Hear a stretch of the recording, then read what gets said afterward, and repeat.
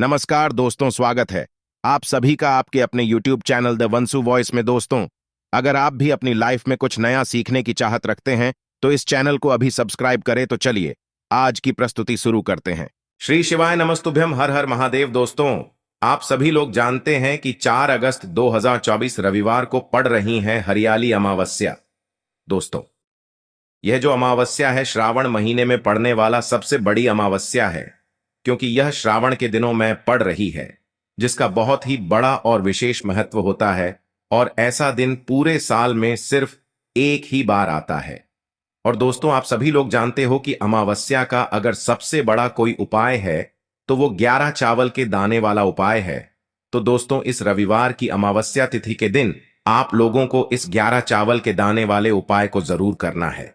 बहुत सारे लोग होंगे जिन लोगों ने इस उपाय को न किया हो, मतलब पूरा साल निकल गया, उन्होंने किसी भी दिन इस 11 चावल के दाने वाले उपाय को न किया हो। पर दोस्तों, आपके पास एक आखिरी मौका बचा हुआ है, जो 4 अगस्त के दिन। तो इस दिन आप लोगों को इस वाले उपाय को जरूर कर लेना है। भले ही आपने पूरे महीने भर इस उपाय को न किया हो, पर अगर आपने इस श्रावण महीने की अमावस्या के दिन अगर इस वाले उपाय को कर लिया तो आपको इस उपाय को करने का वो फल मिलेगा जिसकी आपने कभी कल्पना भी नहीं करी होगी। इसीलिए आप लोग इस वाले उपाय को एक बार जरूर कर लेना, ताकि आप लोगों के हाथ से यह मौका न जा सके और आपको इस उपाय को करने का फल मिल सके। दोस्तों, यह उपाय पंडित जी ने अपनी अभी की ही श्री शिव महापुराण की कथा में बताया है, जिस उपाय को आज हम आपको बहुत अच्छे से समझाने वाले हैं। इस वीडियो को देखने के बाद इस उपाय को समझने के लिए आपको कोई और वीडियो को देखने की जरूरत नहीं पड़ेगी। तो चलिए दोस्तों, उपाय को शुरू करते हैं। देखिए, यह इस श्रावण महीने की रविवार अमावस्या के दिन यह इतना खास होता है, इतना महत्वपूर्ण होता है। देखा है, कभी कभी बड़े बड़े पूजा पाठ अनुष्ठान से जो मनोकामना पूर्ण नहीं होते, वो श्रावण महीने के दिन एक छोटे से उपाय करने से ही आपकी मनोकामना पूर्ण हो जाती है। और बहुत सारे लोगों ने इस उपाय को किया भी है और उनको इस उपाय को करने का फल भी जरूर मिला है।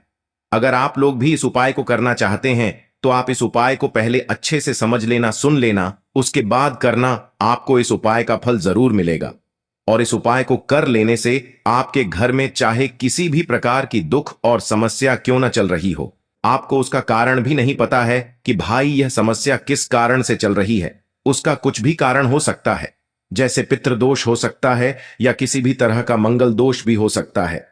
तो इस दिन आप लोगों को यह वाला उपाय कर लेना है।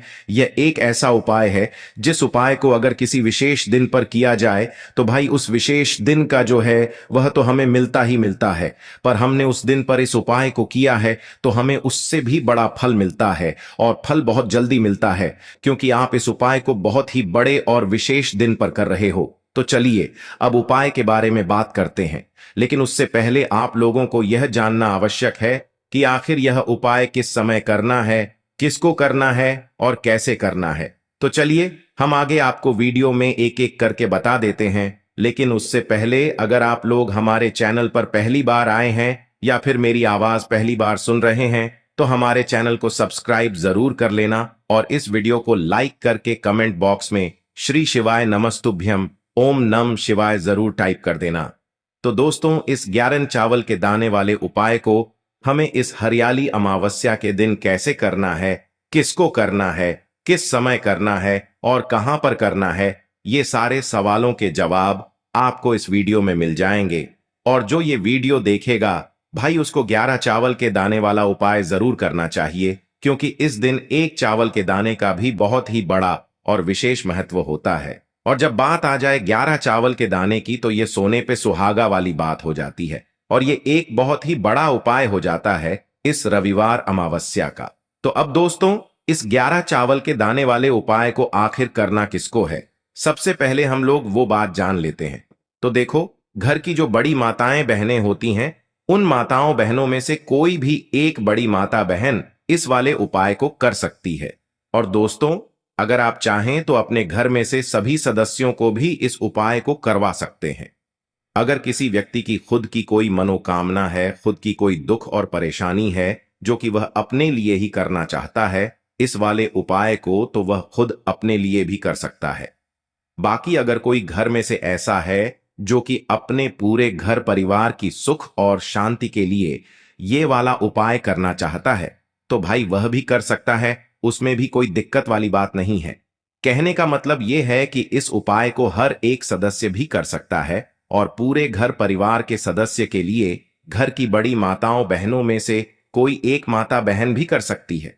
माताएं बहनें अगर घर में उपस्थित न हो या वो यह वाला उपाय न कर पा रही हो, तो फिर घर का कोई बड़ा सदस्य भी इस 11 चावल के दाने वाले उपाय को कर सकता है, चाहे फिर वह पुरुष ही क्यों ना हो, उसमें कोई भी दिक्कत वाली बात नहीं है।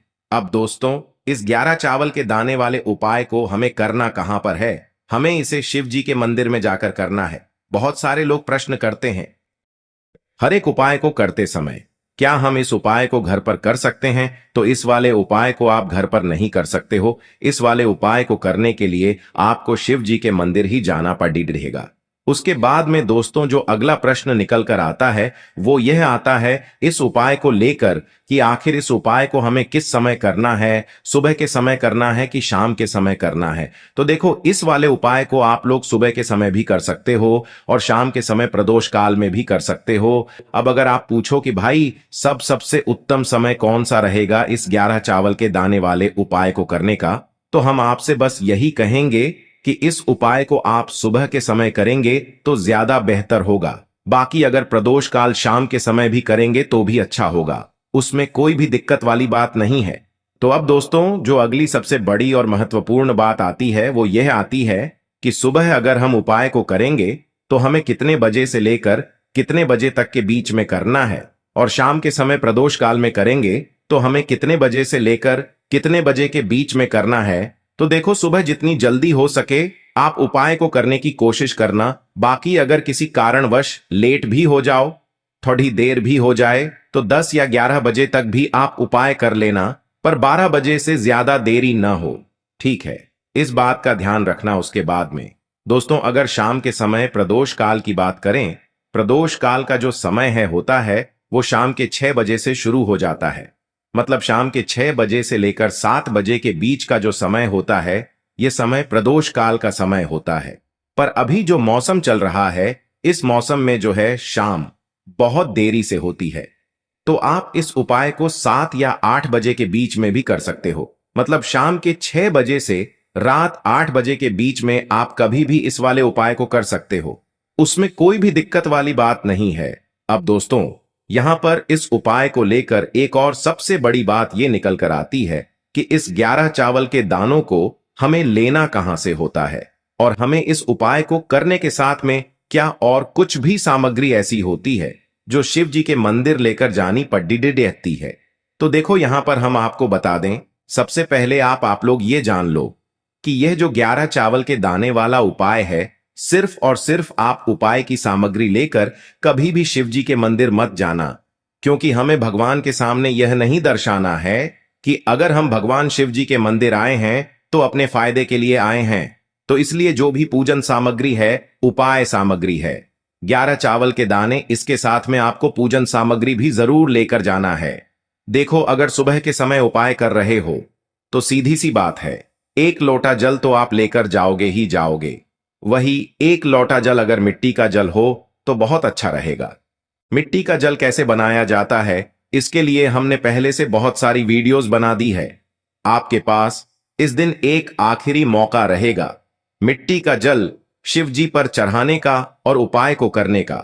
बहुत बड़ा आपको इस दिन फल मिलेगा, तो इसलिए इस दिन हो सके तो भाई मिट्टी का जल चढ़ाना, तो अपने साथ में कम से कम 1 लोटा जल तो आपको लेकर जाना ही जाना है। अगर मिट्टी का जल नहीं है तो घर का जल भी आप इस्तेमाल कर सकते हो। इसके अलावा जो भी पूजन सामग्री है, देखो 11 चावल के दाने ये अलग आपके रहेंगे और जो आपकी पूजन सामग्री रहेगी वो अलग रहेगी। पूजन सामग्री में आप जो भी चीज लेकर जाना चाहे वो लेकर जा सकते हैं, उसमें कोई भी दिक्कत वाली बात नहीं है।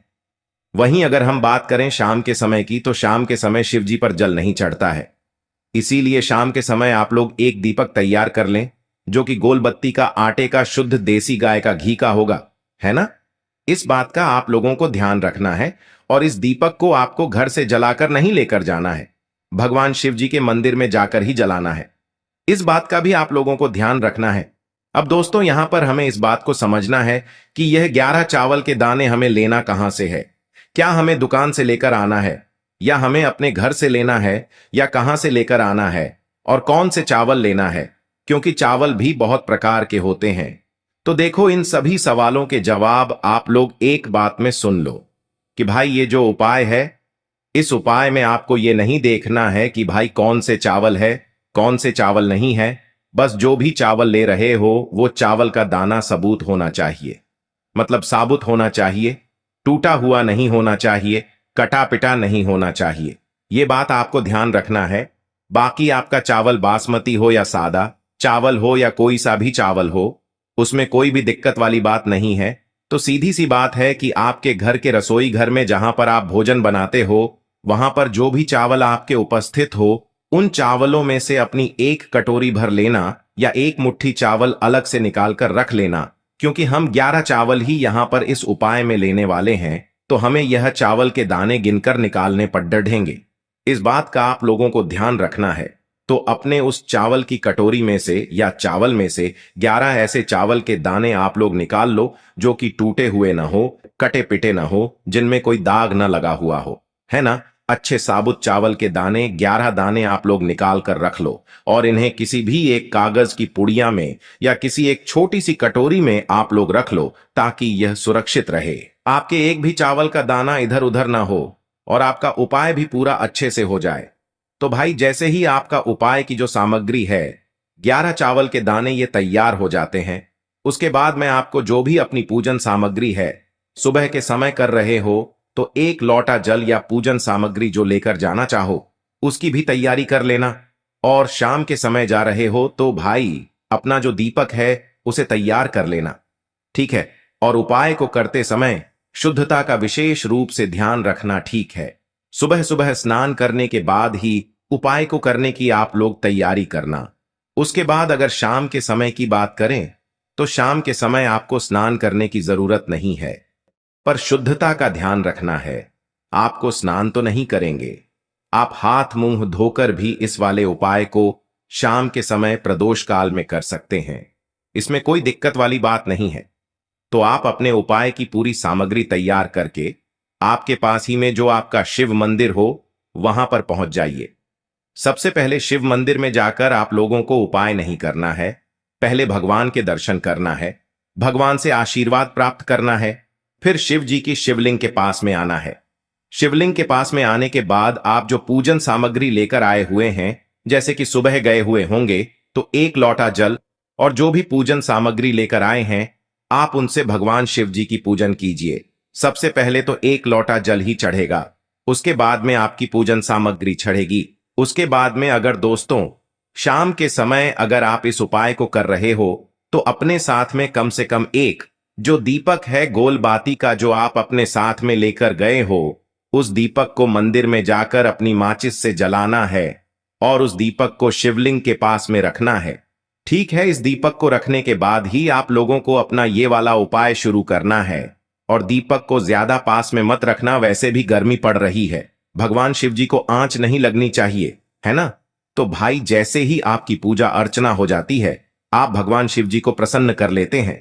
उसके बाद में शिवलिंग के पास ही में आप कहीं पर बैठ जाइए, सामने या आसपास जिस जगह पर आपको बैठना हो वहां पर बैठ जाइए और अपने वह 11 चावल के दाने अपने सामने निकाल कर रख लीजिए, क्योंकि अब यहां पर उपाय को यहां पर करने की आपको तैयारी करना है। और इस तरीके से जब आप उपाय करेंगे, पूजन सामग्री करने के बाद, पूजन अर्चना करने के बाद, तो आपको उपाय का फल बहुत जल्दी और बहुत बढ़ा होकर मिलेगा। तो अपने 11 चावल के दाने अपने सामने निकाल कर रख लेना।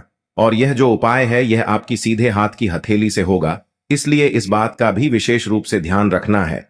तो सीधे हाथ की हथेली का प्रयोग करके ही आप लोग अपना इस वाले उपाय को करना। पर अपने सामने जो भी आपकी कागज की पुड्डियां है उसको खोल कर रख लो, या कटोरी है तो भाई उसे अपने सामने रख लो और अपने वह 11 चावल के दाने निकाल लो, ठीक है।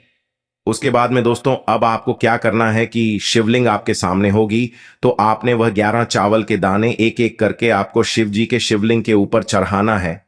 कहां पर चढ़ाना है? शिवलिंग के ऊपर चढ़ाना है, और कहीं पर भी नहीं चढ़ाना है। आपको अपने हथेली से तो शिवलिंग के ऊपर चढ़ना है, भले ही फिर वो अपने आप जलाधारी पर गिर जाए या मतलब वहीं पर गिर जाए, उसमें कोई दिक्कत वाली बात नहीं है, पर आप चढ़ाओ शिवलिंग के ऊपर ही। तो आपको क्या करना है, अपना पहला चावल का दाना उठाना है, श्री शिवाय नमस्तुभ्यम बोलना है और शिवलिंग पर चढ़ा देना है। इसी तरीके से दूसरा चावल का दाना उठा है, शिवलिंग पर चढ़ाना है और मंत्र बोल देना है। और फिर तीसरा चावल का दाना उठाना है, श्री शिवाय नमस्तुभ्यम बोलना है और चढ़ा देना है। इसी प्रकार से आपको पूरे 11 चावल के दाने एक एक करके शिव जी के शिवलिंग के ऊपर चढ़ाना है और भगवान से प्रार्थना करते जाना है। मतलब प्रार्थना तो आपको आखिरी में करना है, पर हर एक चावल के दाने को चढ़ाते समय श्री शिवाय नमस्तुभ्यम जरूर बोलना है। उसके बाद ही में यह चावल का दाना शिवलिंग के ऊपर आपको चढ़ाना है। जैसे ही आपके 11 चावल के दाने शिवलिंग के ऊपर चार जाते हैं, तो भाई उसके बाद में आपको क्या करना है, भगवान से अपनी मनोकामना बोलना है। मनोकामना भी कब बोलना है, जब आपका 11 चावल का दाना आपके सीधे हाथ की हथेली में हो और आप उसे चढ़ाने के लिए जा रहे हो। श्री शिवाय नमस्तुभ्यम बोलकर उस आखिरी चावल के दाने को शिवलिंग के ऊपर चढ़ा देना और भगवान से फिर अपनी वह मनोकामना बोल देना, जिस मनोकामना के लिए आप लोग अपना यह वाला उपाय कर रहे हो। जिस भी दुख और परेशानी के लिए आप लोग अपना यह वाला उपाय कर रहे हो, उसके बाद में जैसे ही आप अपनी मनोकामना बोल देते हो, आपका यह वाला उपाय पूरा हो जाता है। पर दोस्तों, उपाय को करने के बाद आप लोगों को 2 मिनट भगवान शिव जी के मंत्र का जाप जरूर करना है। और मंत्र का जाप करने के बाद भगवान से एक और बार प्रार्थना करना है अपनी मनोकामना के लिए या अपनी जो भी दुख और परेशानी है उसके लिए। इसके बाद में आप लोग भगवान को देखकर, भगवान से प्रार्थना करके, उनसे आशीर्वाद लेकर वहां से उठ सकते हैं और अपने घर पर जा सकते हैं। बस दोस्तों, यहां पर यह वाला उपाय पूरा हो जाता है। इस तरीके से जो भी व्यक्ति छोटी छोटी चीजों का ध्यान रखते हुए इस 11 चावल के दाने वाले उपाय को करेगा, निश्चित सी बात है उसे उसकी मनोकामना जल्द ही पूर्ण होगी और जो भी दुख और परेशानी है वो भी बहुत ही जल्दी दूर होंगे। आशा है आज की प्रस्तुति में बताई जानकारी आपको अच्छे से समझ आ गई होगी। प्लीज हमारे चैनल द वंसु वॉइस को सब्सक्राइब करें। धन्यवाद।